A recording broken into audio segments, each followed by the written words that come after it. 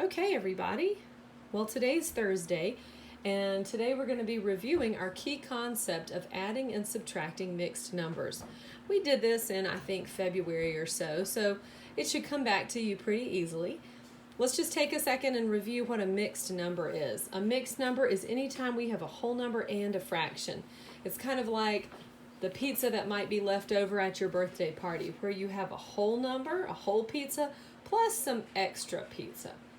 So in this problem, we might be thinking about a birthday party where we had 1 2/5 cheese pizza left and 3 1/5 pepperoni pizzas left, and we want to know how much pizza we have in all left over. Now, when you're adding mixed numbers, you have to add the whole numbers and the fractional parts together, and sometimes you end up with an answer that you're good to go. You can leave it as is. Sometimes, though, we have to do a little bit of changing that answer to make it into a friendly number. And so I've got 3 different scenarios here of different types of problems, different types of answers we're going to get when we add mixed numbers. So what I'd like for you to do is I'd like for you to grab a piece of paper. It could be your math journal, a blank piece of paper. It could even be a whiteboard and a marker. If you've got paper, I'd like you to grab a pencil. And I want you to work through these with me, even if you think, oh yeah, I know this. It's been a while. And I'd like for you to review these with me as I go. Okay, well, let's get started. I should have said that if you did not have a piece of paper and a pencil or a whiteboard or something, just to go get it and then come right back. You can always pause the video. Okay, well, let's get started. So my first problem is 1 2/5 plus 3 1/5. The first thing I'm going to do when I solve this problem is I'm going to add my whole numbers. In this case, 1 plus 3 is 4. The second thing I'm going to do is I'm going to add my fractional pieces. 2/5 plus 1/5 is 3/5. Now, I can leave this answer just like it is because 3/5 is a fraction that is less than 1 whole. So my answer is 4 3/5. Let's move on to another type of problem. In this one, we have 2 3/4 plus 4 1/4. I'm going to do the exact same thing that I did up here, where I add my whole numbers first. 2 plus 4 is 6. And then I'm going to add my fractional pieces. 3/4 plus 1/4. And I know that gets me 4/4. Well, at this point, you should be thinking, oh, hold up. I can't leave 4/4 like that because my numerator and my denominator are the same. Well, if you remember from what we learned in fractions, 4/4 is actually equal to 1 whole. So my answer is really not 6 4/4, but it's 6 and 1 more, and that is going to equal 7.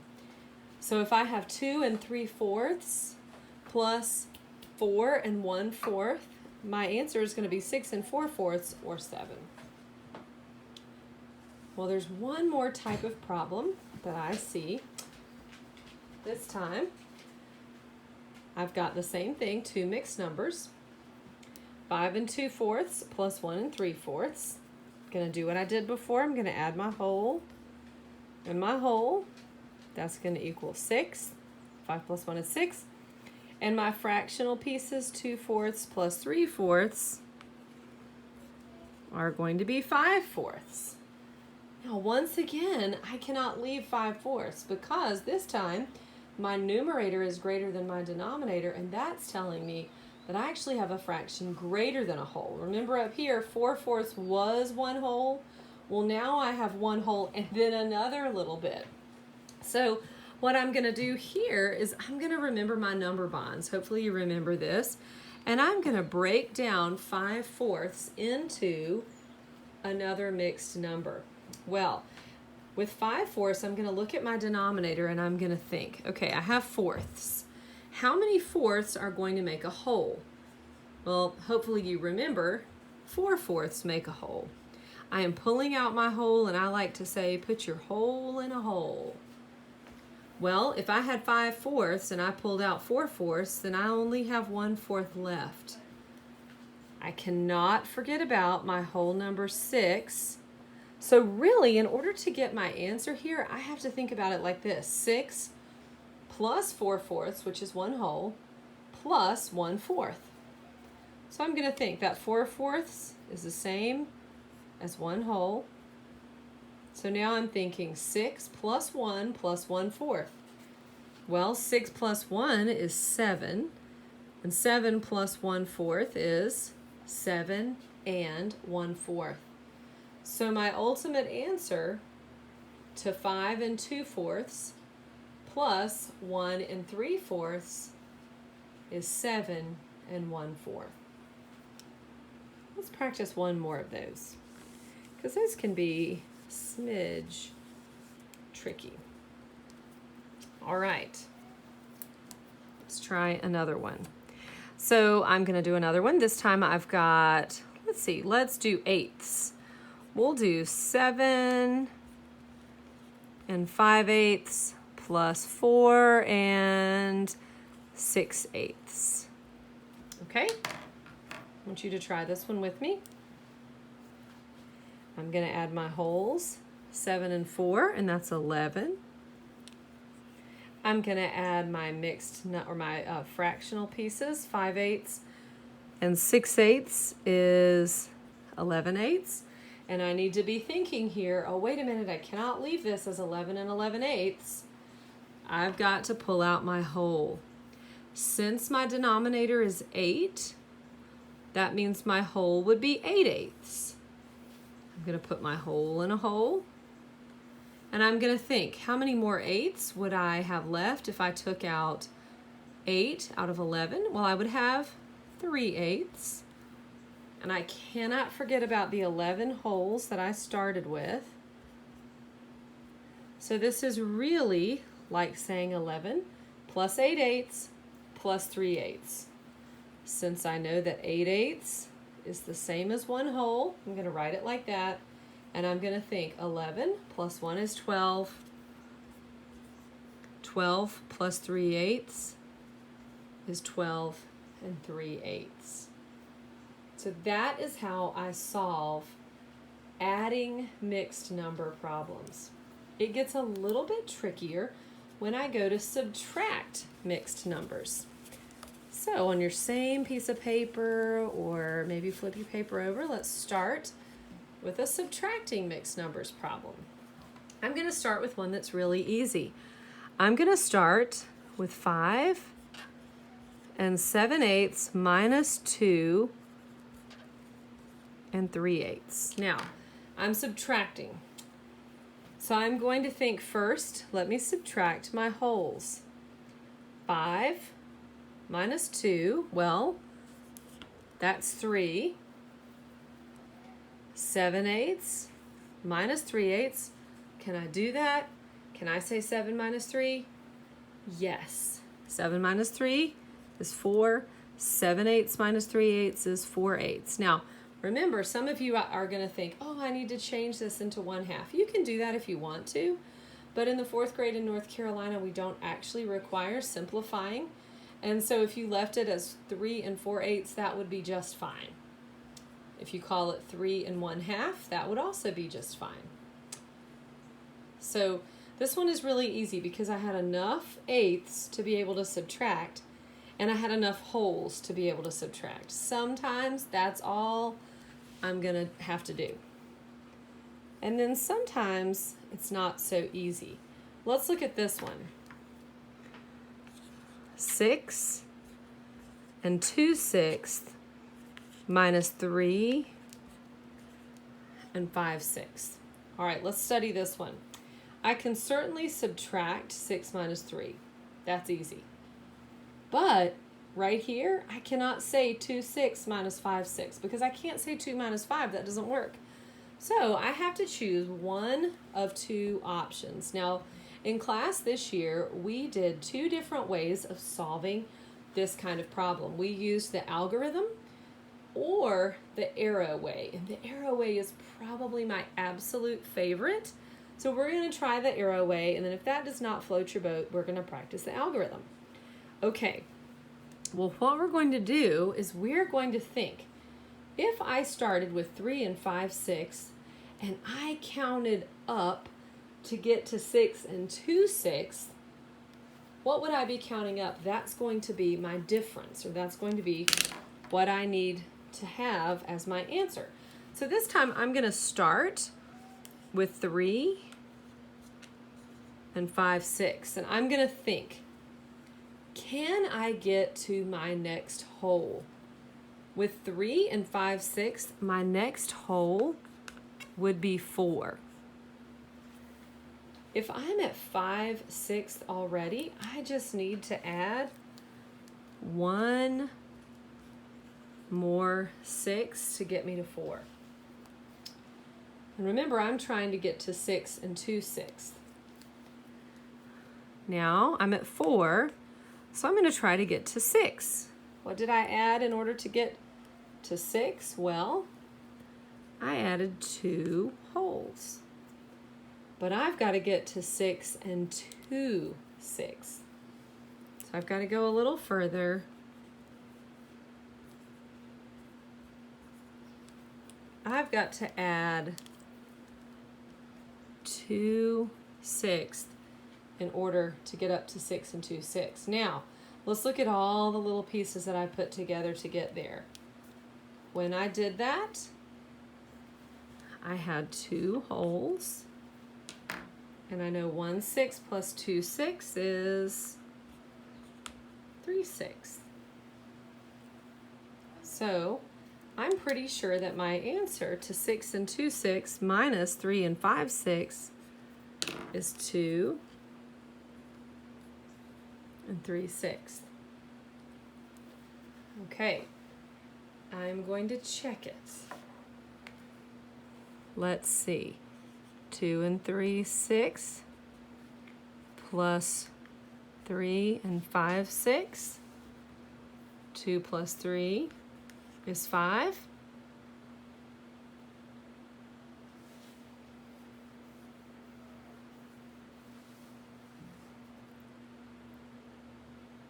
Three sixths plus 5 sixths is 8 sixths. When I decompose 8 sixths, I'm going to have 6 sixths, which is 1 whole, plus 2 6 left over. There's my 5 wholes. 8 6 is also 1 and 2 more 6. That gets me 6 and 2 6, which is the answer that I started with, so I'm correct. Phew. Now, your parents are probably looking at this going, whoa, Miss Isley, what did you just do? And you might be thinking that too. Totally fine. We're going to do another couple of them together. Let's do this same problem using the algorithm. So the algorithm may have been your way, and that's completely fine. So I'm going to write it out just like this. 6 and 2 6 minus 3 and 5 6. And you'll notice that when I do the algorithm, I'm actually writing it vertically. And that's another way that it just really helps me to be able to see my different place values. I've got my fraction place value and my whole number place value. Well, right here, I can already see when I go to subtract 2 6 minus 5 6 that I can't do that. But what I know that I can do is I know that I can borrow 1 whole over here. And I can borrow from 6 and I can make that a 5. But since I borrowed 1, my 1 whole has to come over here. My 1 whole is 6 6. And I got that because I borrowed 1 and I made that 1 into 6 6. Now here's the important step. I need to rewrite this before I subtract because this is a lot of kind of funky mess right here. So I'm going to think, okay, 6 and 2 6, I'm going to rewrite it as 5 and 8 6. Now, normally I would say, I can't leave it like that, but that's okay, I'm not done. I'm getting ready to subtract. I'm also going to bring over 3 and 5/6. Now, I've got enough 6 to subtract. 8/6 minus 5/6 is 3/6. Oh, that's what I got before. And 5 minus 3 is 2. 2 and 3, 6.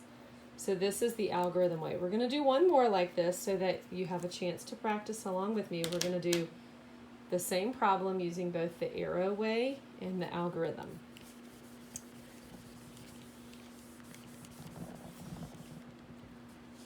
All right, let's try one more. This time, my problem is going to be 10 and 3/5 minus 4 and 4/5. Just like in regular subtraction, like if I was just saying 10 minus 4, I could start at 4 and go 4, 5, 6, 7, 8, 9, 10, and get 6 as my answer. So really what I'm doing in this arrow way is I'm starting with my smaller number and I'm counting up to get to my larger number, and whatever I add in between is going to be my difference or my answer. So I'm going to start with 4 and 4/5. And what I want to do is I want to think, what is the next whole? Well, the next whole number would be 5. All right? And then, remember, I'm trying to get to 10 and 3/5. So I can easily go from 5 to 10 because I have done that a lot in the past. And then to get to 10 and 3/5, I have to add something on. So I'm going to have to be adding 3 different things. Well, to go from 4 and 4/5 to 5, I'm just adding 1/5. To go from 5 to 10, I'm not even adding fractions. I'm adding 5 wholes. And to go from 10 to 10 and 3/5, well, I am just adding 3/5. Now I put all of this together and that's going to get me my answer. I've got 5 wholes and I've got 1/5 plus 3/5, which is 4/5. So I'm pretty confident that the answer to this problem, 10 and 3/5 minus 4 and 4/5, is 5 and 4/5. Now let's do it using the algorithm and see if we get the same thing. With the algorithm, I'm going to set it up. I'm going to stack it up.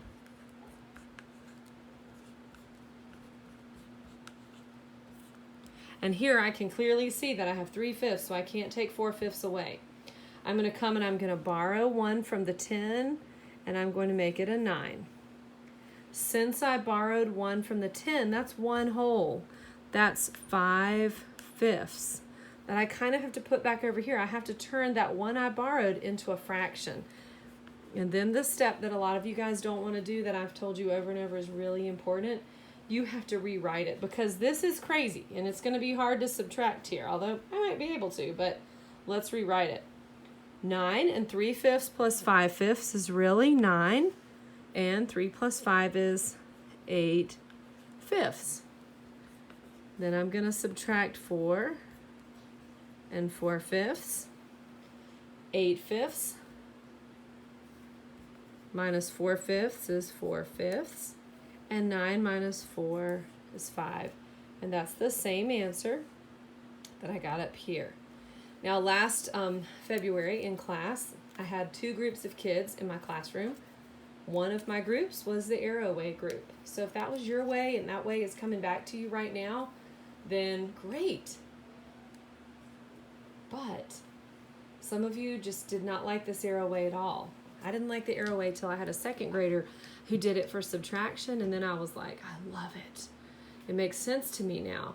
But for some of us, that's just not the way that we see it, and we like the algorithm. Remember with the algorithm, when you're borrowing from your whole and turning it into a fraction, you've got to rewrite it. You have to rewrite 10 and 3/5 as 9 and 8/5 before you can subtract. I know that there are going to be some questions about this. I know some of you are going to be like, this is really hard. I can't remember how to do this. So I'm happy to Zoom with you and go through that this this type of work this week so we can do a little more practicing. All right, go try a few on your own.